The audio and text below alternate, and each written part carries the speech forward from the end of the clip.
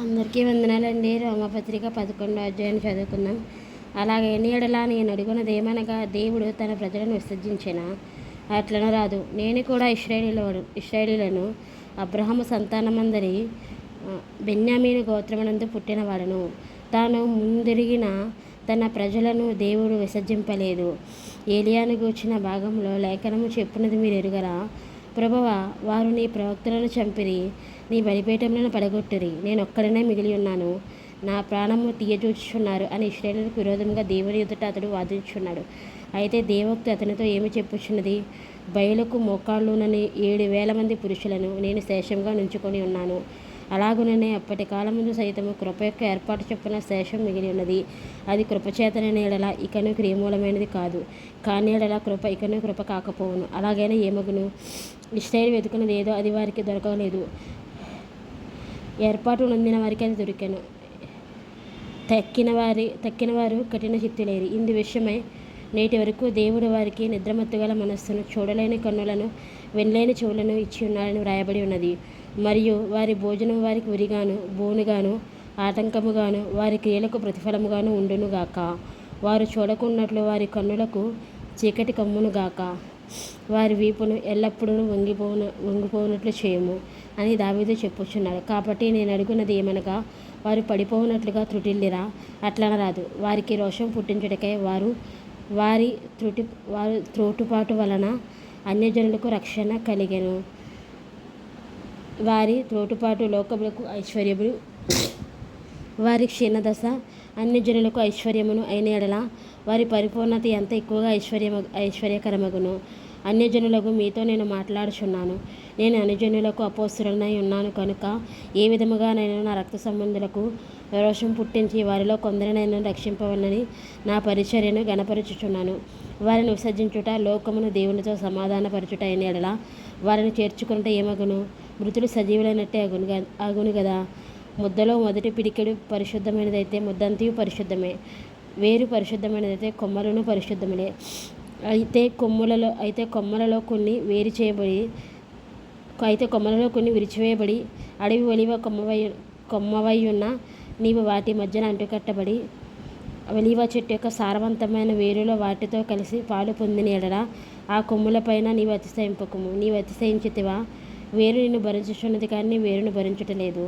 అందుకు నేను అంటుకట్టుబడి నిమిత్తము కొమ్ములు విరిచివేయబడినవని నీవు చెప్పుదువు. మంచిది.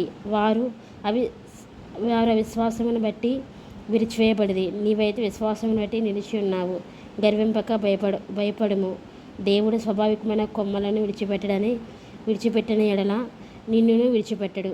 కాబట్టి దేవుని అనుగ్రహమును కాఠిన్యమును, అనగా పడిపోయిన వారి మీద కాఠిన్యమును, నీవు అనుగ్రహప్రాప్తుడవై నిలిచిన ఎడల నీ మీద ఉన్న దేవుని అనుగ్రహమును చూడుము. అట్లు నిలువని ఎడల నీవును నరికివేయబడుదువు. వారును తమ అవిశ్వాసములో నిలవకపోయిన ఎడల అంటుకట్టబడుదురు. దేవుడు వారిని మరలా అంటుకట్టుటకు శక్తి గలవాడు. ఎట్లనగా నీవు స్వాభావికమైన అడవి ఒలీవ చెట్టు నుండి కోయబడి స్వభావ విరుద్ధముగా మంచి ఒలీవ చెట్టును అంటుకట్టబడిన ఎడల స్వాభావికమైన కొమ్మలకు వారు మరి నిశ్చయంగా తమ సొంత ఒలీవ చెట్టును అంటుకట్టబడరా? సహోదరులారా, మీ దృష్టికి మీరే బుద్ధిమంతులమని అనుకొనుకున్నట్లు ఈ మర్మం మీరు తెలుసుకొని కోరుచున్నాను. అదేమనగా అన్యజనుల ప్రవేశము సంపూర్ణమగు వరకు ఇశ్రాయేలునకు కఠిన మనసు కొంత మట్టుకు కలిగెను. వారు ప్రవేశించినప్పుడు విమోచకుడు సియోనులో నుండి వచ్చి యాకోబులో నుండి భక్తిహీనతను తొలగించును.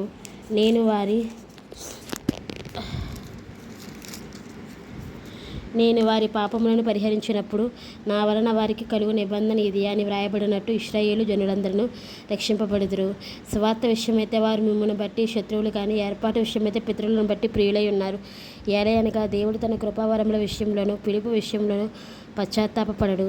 మీరు గత కాలమందు దేవునికి అవిధేయులై ఉండిరి, ఇప్పుడు వారి అవిధేయతను బట్టి కరుణింపబడుతుంది. అటువలనే మీ ఎడల చూపబడిన కరుణను బట్టి వారును ఇప్పుడు కరుణ పొంది నిమిత్తము ఇప్పుడు వారు అవిధేయులై ఉన్నారు. అందరి ఎడలా కరుణ చూపవలనే దేవుడు అందరినీ అవిధేయత స్థితిలో మూసివేసి బంధించి ఉన్నాడు.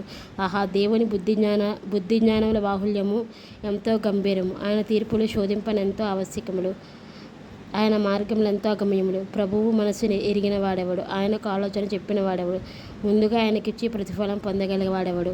ఆయన మూలమును, ఆయన ద్వారాను, ఆయన నిమిత్తమును సమస్తమును కలిగి ఉన్నవి. యుగయుగముల వరకు ఆయనకు మహిమ కలుగునుగాక. ఆమేన్. క్షమించండి, ఈరోజు నాకు ఒంట్లో బాగాలేదు, అందుకనే కొంచెం వాయిస్ క్లారిటీ రాలేదు. ప్రార్థన చేసుకుందామండి. పరిశుద్ధమైన తండ్రి, పరమపూజ్యుడైన తండ్రి, సర్వాధికారమైన తండ్రి, సర్వాంతర్యామైన తండ్రి, నాయన యేసయ్య యొక్క దినం చూడడానికి ఇచ్చిన కృపను బట్టి మీకు వందనాలు ప్రభా. ఈ యొక్క నాయన యేసయ్య రోమపత్రిక 10వ అధ్యాయం నాయన యేసయ్య మేము ధ్యానం చేసుకోవడానికి 11వ అధ్యాయం ధ్యానం చేసుకోవడానికి ఇచ్చిన గొప్ప శ్రేష్టమైన అవకాశాన్ని బట్టి నీకే స్థితిలో స్తోత్రాలు చెల్లించుకుంటున్నాం ప్రభా. వాక్యాన్ని విన్న బిడ్డలందరినీ జ్ఞాపకం చేసుకోండి నాయన. నీ కృప కాపుదల అందరికీ వాళ్ళ కుటుంబాలకి మీరు దయచేయండి.